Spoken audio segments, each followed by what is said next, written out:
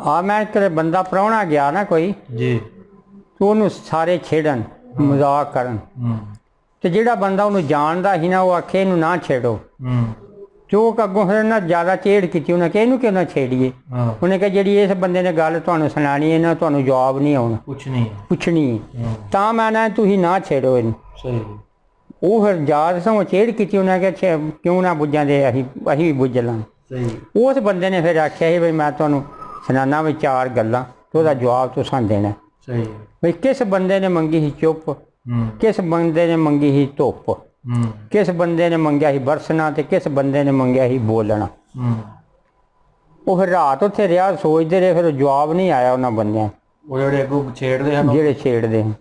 ਉਹ ਫਿਰ ਵਾਂਡਾ ਗਿਆ ਸੀ ਨਾ ਉਹਨਾਂ ਦੇ ਕੋਲੋਂ ਆਖਣਾ ਵੀ ਮੈਂ 2-3 ਦਿਨ ਇੱਥੇ ਸੋਚ ਲਓ ਤੁਸੀਂ। ਉਹਨਾਂ ਇੱਕ ਦੂਜੇ ਕੋ ਪੁੱਛਿਆ ਵੀ ਕਿਸੇ ਕੋ ਵੀ ਬੰਦੇ ਨੇ ਰਾਤ ਦੇ 4 ਗੱਲਾਂ ਸੁਣਾਈਆਂ ਤੇ ਉਹਦਾ ਜਵਾਬ ਨਹੀਂ ਸਾਨੂੰ ਪਿਆ ਹੁੰਦਾ।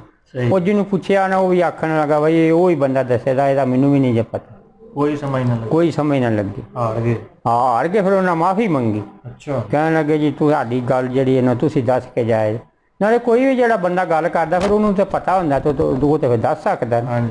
ਉਸ ਬੰਦੇ ਨੇ ਫਿਰ ਦੱਸਿਆ ਬਈ ਚੁੱਪ ਮੰਗੀ ਸੀ ਧੀ ਨੇ ਜਿੱਧਰ ਮਰਜੀ ਟੋਰ ਦੇ ਬਾਪ ਉਹਦੀ ਕੋਈ ਨਾ ਨਹੀਂ। ਉਹ ਬੰਦੇ ਫਿਰ ਮੰਨੇ ਆਖਣਗੇ ਜਿਹਦੀ ਕੋਈ ਸ਼ੱਕ ਨਹੀਂ। ਤੇ ਬੋਲਣਾ ਮੰਗਿਆ ਸੀ ਮਰਾਸੀ ਨੇ ਇਹ ਬਈ ਮੈਂ ਬੋਲਾਂ ਦਾ ਢੋਲਕੀ ਵਜਾਉਣ ਦਾ ਤਮਾਸ਼ਾ ਕਰਾਂ ਦਾ ਮੈਨੂੰ ਲੋਕ ਪੈਸੇ ਦੇਣ ਦੇ। ਠੀਕ ਹੈ ਗੱਲ ਉਹ ਮੰਨ ਕੇ ਆਖਣਗੇ ਜੀ ਬਿਲਕੁਲ ਸਹੀ ਹੈ। ਤੇ ਉਹ ਅੰਦਰ ਬਹਿ ਰਹੇ ਉਹਨੂੰ ਲੱਗਣ ਹੀ ਨਾ ਕੋਈ ਦੇ ਆਖਣਗੇ ਜੀ ਠੀਕ ਹੈ। 2 ਗੱਲਾਂ ਮੁੱਕੀਆਂ। ਤੀਸਰੀ ਗੱਲ ਫਿਰ ਉਹਨੇ ਆਖਿਆ ਮਲਾਹ ਨੇ ਮੰਗਿਆ ਸੀ ਬਰਸਣਾ ਕੋਈ ਬਾਰਿਸ਼ ਹੋਵੇ ਦੀ ਤੇ ਦਰਿਆ ਕਾਂਗੇ ਚੜ੍ਹੇ ਦਾ ਤੇ ਮੈਂ ਆਪਣਾ ਬੇੜੀ ਇੱਧਰੋਂ ਭਰਾਂ ਦਾ ਤੇ ਦੂਸਰੇ ਪਾਸੇ ਉੱਧਰੋਂ ਭਰਾਂ ਦਾ ਤੇ ਇਸ ਪਾਸੇ ਤੇ ਮੇਰਾ ਰੋਜ਼ੀ ਦਾ ਵਸੀਲਾ ਬਣੇ ਦਾ ਮੈਂ ਆਪਣੇ ਬੱਚਿਆਂ ਨੇ ਜਾ ਕੇ ਰੋਜ਼ੀ ਖਵਾਉਣ ਤੇ ਜੇ ਦਰਿਆ ਬਾਰਿਸ਼ ਹੀ ਨਾ ਹੋਵੇ ਤੇ ਮੈਂ ਬਹਿ ਰਹਿਣਾ ਚੁੱਪ ਕਰਕੇ। ਉਹਨਾਂ ਆਖਿਆ ਜੀ ਵਾਹ ਠੀਕ। ਉਹਨੇ ਕਿਹਾ 3 ਗੱਲਾਂ ਪੂਰੀਆਂ ਹੋ ਗਈਆਂ। ਤੇ ਚੌਥੀ ਗੱਲ ਜਿਹੜੀ ਸੀ ਨਾ ਧੋਬੀ ਸੀ ਉਹ ਕੱਪੜੇ ਧੋਂਦਾ ਸੀ ਤੇ ਆਪਣਾ ਰੋਜ਼ੀ ਦਾ ਵਸੀਲਾ ਬਣਾਉਂਦਾ ਸੀ।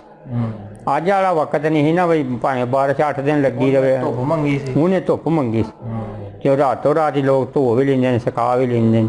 ਉਹਦਾ ਸਵੇਰੇ ਵਸੀਲਾ ਹੀ ਰੋਜ਼ੀ ਦਾ ਸਵੇਰੇ ਜਾਂਦਾ ਸੀ ਆਪਣਾ ਦਰਿਆ ਤੇ ਧੋਂਦਾ ਸੀ ਕੱਪੜੇ ਤੇ ਉਹ ਧੁੱਪੇ ਪਾਉਂਦਾ ਸੀ ਤੇ ਆਪਣਾ ਮਜ਼ਦੂਰੀ ਲੈਂਦਾ ਸੀ। ਉਹਨੇ ਕਿਹਾ ਧੋਬੀ ਨੇ ਮੰਗੀ ਸੀ ਧੁੱਪ ਵੀ ਧੁੱਪ ਲੱਗੇ ਦੀ ਤੇ ਮੈਂ ਇਹ ਰੋਜ਼ੀ ਦਾ ਵਸੀਲਾ ਬਣਿਆ। ਉਹਨਾਂ ਨੇ ਆਖਿਆ ਜੀ ਬਿਲਕੁਲ ਇਹਦੇ ਸਾਨੂੰ ਕੋਈ ਪਤਾ ਨਹੀਂ ਤੇ ਮਾਦਰ ਅਸੀਂ ਜੋ ਤੁਸੀਂ ਜਾਣਦੇ ਹੋ ਵਾਕਈ ਤੁਸੀਂ ਗੁਣੀ ਬੰਦੇ।